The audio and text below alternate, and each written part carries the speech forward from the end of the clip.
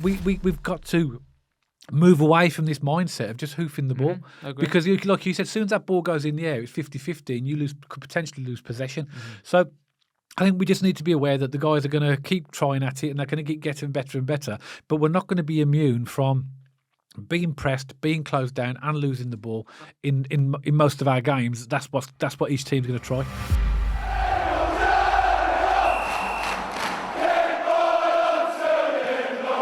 So welcome back to BCFC Royal Blue. And on Saturday, Birmingham City continued their good start to the League One season with another away victory, 2-1 this time at Leyton Orient. In this video, myself and Matt are going to discuss the match, give our views and general opinions on what we felt about the performance and the results. So straight over to you, Matt. So what's your thoughts on the game?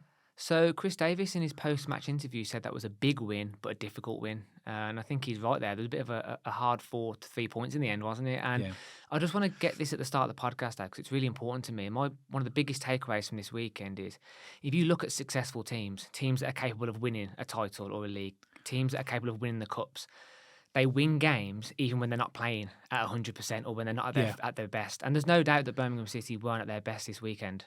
But we still got 3 points. We came away with a win. And that to me is massive. That to me shows resilience. That shows team togetherness. That shows exactly what I was thinking in terms of Chris Davis putting his mark on the team, And we can get into the specifics in a minute, Dad, in terms of the game where we need to sharpen up and where we need to improve. But at the end of the day, the score sheet says Leyton Orient 1, Birmingham City 2. We got 3 points.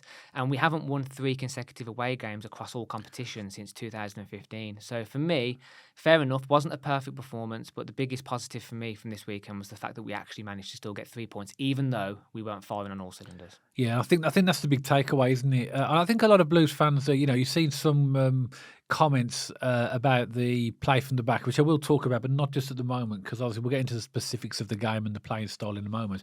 Just want to go to the starting lineup, and I was quite pleased to see that it was an identical starting lineup, a settled starting lineup, exactly the same starting lineup that started against Wickham the week before. The only difference was the bench, where Brandon Keller was dropped in place of our brand new signing, Taylor Gardner-Hickman. Besides that, the team is exactly the same. Before we sort of go into too much detail, what's your thoughts on these 7 substitutes, Matt? I mean, the Championship has a 20-man squad, therefore allowing 8. That's the thing that seems odd, because it's the EFL. Why are they allowed it slightly higher in the Championship as opposed to League One and League Two? It's almost a bit discrediting to the divisions below, isn't it? It feels like an odd choice to me, and I feel like it doesn't seem that restrictive on paper, but when you actually watch games and you think about the squad depth that Birmingham have, I think it restricts Chris Davis's options. I don't want to blow it out of proportion. It's not going to ruin our season. It's not going to, have a massive impact. But I just think it's an odd decision considering the Championship are allowed more. In fact, actually, it's 9 in the Championship. I said 8, I think, a minute ago, but it's actually 9, so they get 2 extra substitutes. I think, for a lot of reasons, it does make the job more difficult. Firstly, the manager's got to try and keep all these players happy, so you can't pick them all.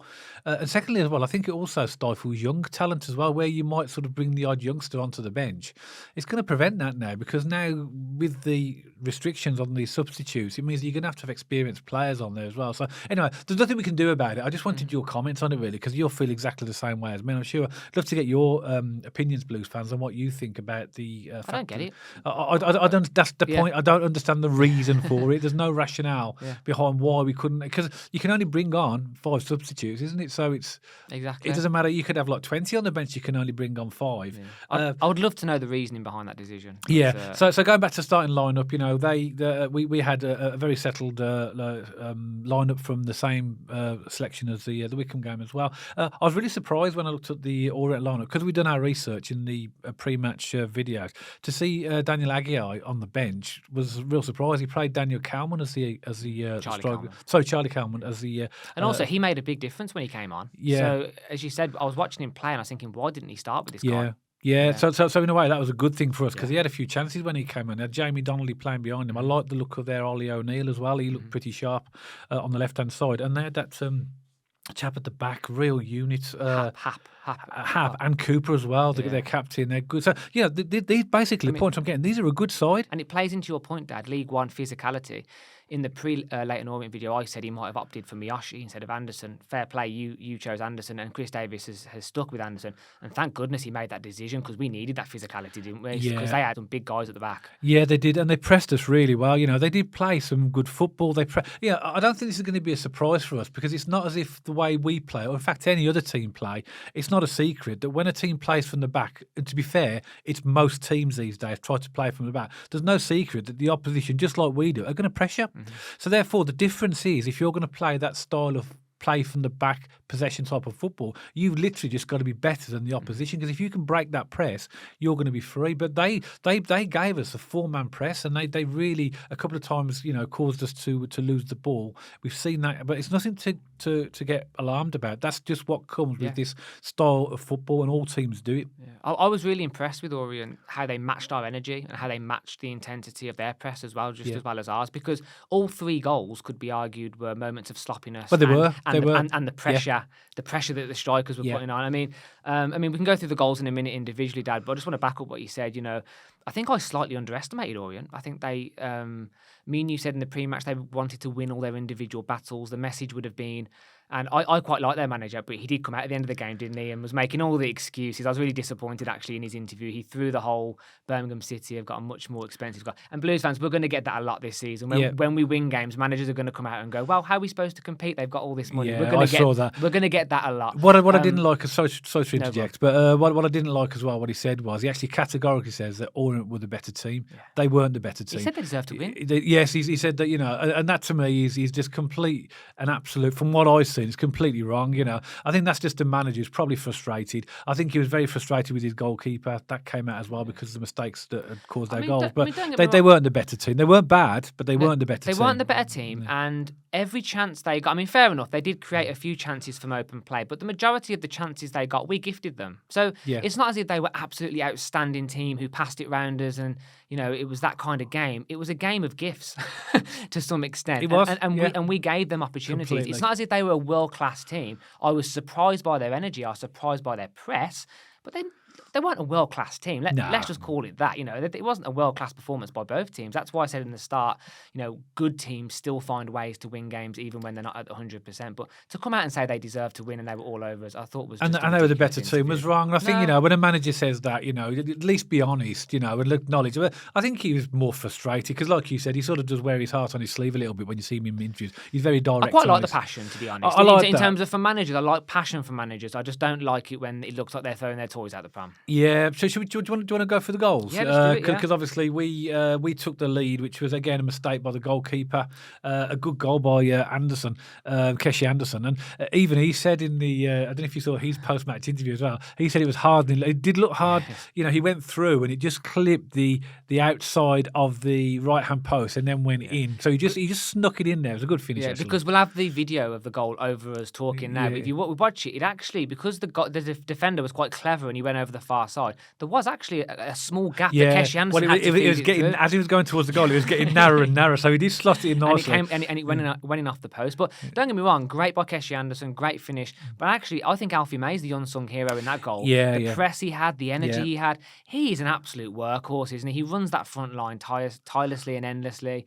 And, he put that pressure on for them to make that error and pass. And fair play, Keshi Anderson was there, ready and pouncing. And for me, that goal symbolises Chris Davis and the impact he's had on our team. When have we seen a Blues team press that high and that intensely for them to cause that many errors? But actually, having said that, so our sort of breaking down their sort of play at the back, so our press got possession to score that goal, and they did exactly the opposite a few minutes later at the other end to get their equaliser, didn't they? Yeah. They pressed us, and it was played back to Bradley Peacock Farrell, and he basically took one touch, but it was a bit of a loose touch, and a player nicked in, knocked it across, and I think it was Galbraith who was a good. To be fair, it was a good finish. I was going to say he still had a bit to do from that. Yeah. Like it wasn't, it was a good finish actually from Orient. That wasn't a bad goal, but you're right.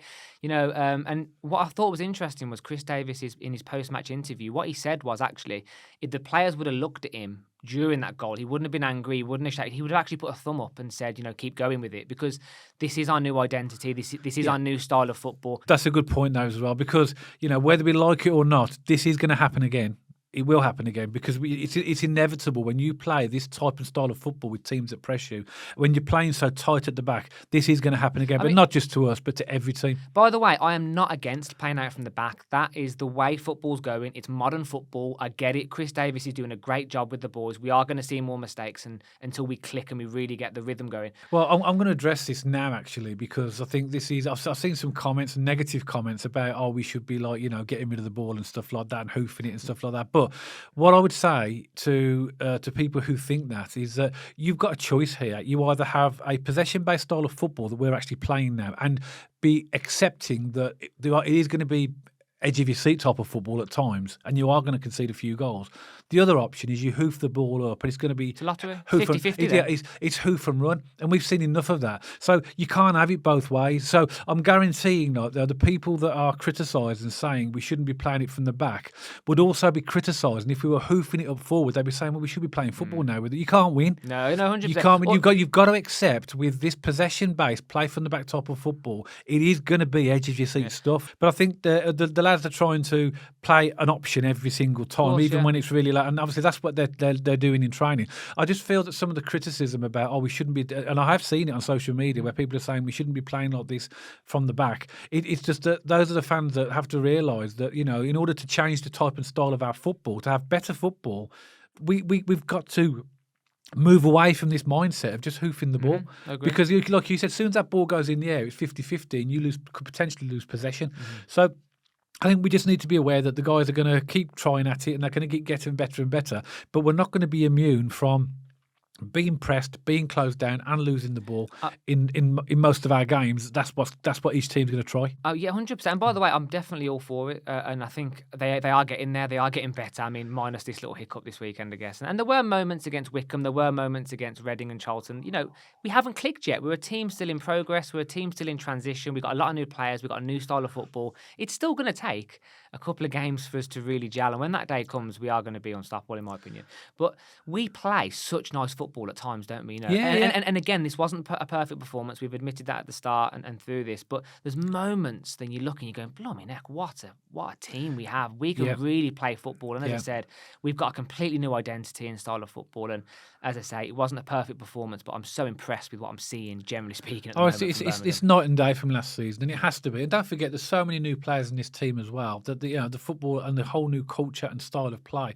It's almost like since last season, everything has been flipped on its head, and this is the consequence. But ultimately, we've made a start to the season where we've got 7 points out of 9 for a brand new team. You think, well, a lot of teams have a bit of a culture. You referred to Leeds a few videos ago, a few podcasts ago, saying that they had a bit of a culture shock last season, and they started. And Southampton. In Southampton. So we are still picking points up, and we're still in that sort of transition period. So that's really good. I was going to say, we're a team transitioning, and we're still sitting 5th in the table in the next round of the Carabao Cup. You can't complain at that, can you? No. And 3 back-to-back wins since 2015 across all competitions. So as far as the start of the season, compared to where we were last season, in terms of the changes, it's absolutely brilliant. Going on to the third goal, which is our second, Alfie May, yet again.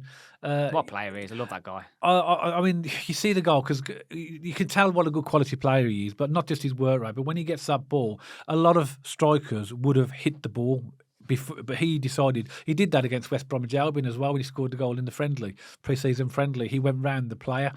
But you just know that he's going to score when you get safe pair of hands. You know he's going to put it in the net. Alfie May, he's that confident. And that was again another mistake through our press that we won the ball back again, and Alfie's through, and then it's 2-1 to us. The word that comes to mind for that goal to me is composure.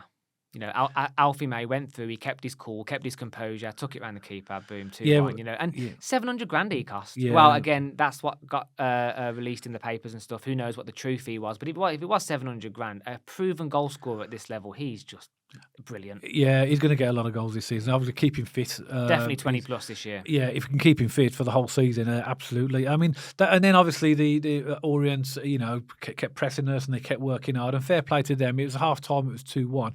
We had 62% possession in the first half, and at 60% overall. So we still had a high possession, but obviously that's the lowest of all the teams we've played so far, including Carabao Cup. So fair play to Orient. Then the second half starts. I thought Orient did well in the first 10-15 minutes. They really pressed. I think that's what's going to happen with our home teams. They at some point in the game they're going to have a real go, aren't they? Mm-hmm. And they came at us and opened up a few chances, but we kept going. And we're Yeah. quite resolute, I thought. I thought that really tested our ability to, to defend the lead, and also we still tried to play football at the same time. This So is there what I were was saying. chances. It's what I was saying in the intro about good character, good resilience. I mean, what was the possession? I think it was 63, 62 overall. 62. So Yeah. again, that has been lower then. So it just shows that Orient's plan was working, and they Yep. did cause us a few problems. But yeah, I mean, overall, I still think it was a pretty tidy performance from Blues. They had nice passages of play. Our high press really proven. We scored 2 goals off the back of it. We just need to sharpen up, don't we, and cut out the mistakes and a bit of the sloppiness at the back, which will come with time. Yeah. I have no doubt about it. But I've got a question for you. What do you think of Hickman, the new when he Yeah, came on in the second half? he looked good. I mean, Yeah. we consider we only just signed him a couple of hours before. Well, obviously, Yeah. and he came and he looked like a decent player. But again, that comes back to another point we made previously: is that look at our substitutions; they're all quality players.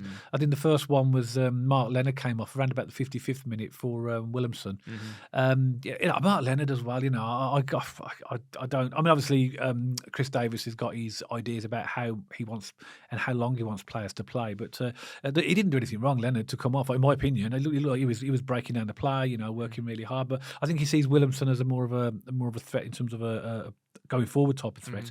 So Luke Harris and Hansen were replaced in the 65 minute. That's when Garden Hickman came on and Yokoyama, and then I thought Yokoyama looked decent Well, when yeah, he came yeah, on. He was causing a few problems, and I saw Chris Davis was barking orders at one point to get him the ball a bit more because he was causing their right back all sorts of problems. So he looked pretty sharp. Well, he had that one burst, 76th minute. He burst down the left hand side, cut in, had a shot, which just curled just wide of the right. I don't mind that. No. If you miss wide, if you hit the bar, just have a go. Yeah. Test the keeper if you can. I mean, I know it was off target, fair enough, but take some shots. By the way, coming back to that, I thought Hickman did really well. Yeah. I thought he gave us quite a bit of stability in quite a frantic part of the game. I thought he did well. I thought Alfie May was my man of the match for Blues, just from his pressing, his relentlessness, his goal again. I thought Cochrane was solid again. Yeah. To me, Cochrane is just a very solid player, isn't he? He's just really consistent in all the games he has. Yeah. I thought Bielek held onto the ball a little bit in certain parts of the first half, but very good performance overall from Bielek. And Paik as well, if you look at his stats, he had 88% success, 5 recoveries, 5 duels won, and he's quite a polarising character on social, Paik. If you went onto social and randomly searched Paik, he either had the best game of his life or the worst game of his life, depending on who you talked to. I thought he did pretty well. In fact, I thought he was really good. Yeah. And the stats back that up. So overall, they're the worthy mentions for me. Probably missed a couple there, but I'm wary of time. And not a perfect performance. We will get there. We just need a bit more time to click. And most importantly for me, wasn't a perfect performance. We came away with 3 points. And that's all that matters, really, at the end of the day, isn't it, as well? Get out, doesn't matter. You get the 3 points, move on to the next game. It don't matter. When we were playing our next game against Wigan, no one's even going to remember Orient. It's just 3 points on the board, which were already ours as well. I'd like to see a few more shots on target, though. We had 11 shots in total and 3 on target, which is exactly the same as Orient. They had exactly the same stats. So a bit more of incisiveness, I would say, in terms of accuracy in the final third, but that will come with time as well. Yeah. But overall, like you said, the main thing is we got the 3 points, and I don't think these performances do the team any harm to realise that teams are not going to roll over for us. They're going to play well, and don't forget they were at home as well, and they did finish 11th in the table last season, so that they're not a bad League One side. These, and I mean, they've had a bad start in terms of Bolton, Charlton, and Birmingham. I think from what I saw on Saturday, they'll be absolutely fine this season. They will pick up some wins coming up. I have no doubt. And as I say, on to the next game, Dad. 3 points in the bag. Happy days. And let's keep on moving. But you're right. We're going to get some teams who part the bus. We're going to get some teams who try and out-physical us. That's bad. Out-battle us or whatever. And we're going to get teams who bully us. So we're going to have experiences where we have frustrating games where we're not firing on all cylinders. League One is going to be a challenge for different reasons. We're going to get many more games like this. Hopefully we can grind it out like we did this weekend and get 3 points. Yeah, it is. And it's really interesting watching Blues at the moment, Blues fans, in terms of the way that we're playing now compared to what you and I and Matt and everybody else have been watching over the last few seasons. It really is completely different. And it's hard sometimes to look at that team and actually believe that they are actually playing as Birmingham City players. But it is going to come with its, times when, we're going to be sort of, as I mentioned before, on the edges of our seats, particularly playing at the back. But we just need to, I suppose, sit back and trust in Chris Davis and the team and what they're doing. But 3 points on the board, that's all that matters. And now we move on to Wigan. But we'd love to know your thoughts, how you felt about the game and about the performance. Please don't forget to give us a comment below. If you did like this podcast, don't forget to give us a thumbs up. And if you haven't checked us out on our social media channels already, go along to our X page and our Instagram page. And you'll also find us on Spotify now. And you'll see the handles appearing for all of those on the screen right now. And of course, if you haven't subscribed to the channel already, make sure you hit that subscribe button so you don't miss any future content all about Birmingham City. And myself and Matt will see you on the next video.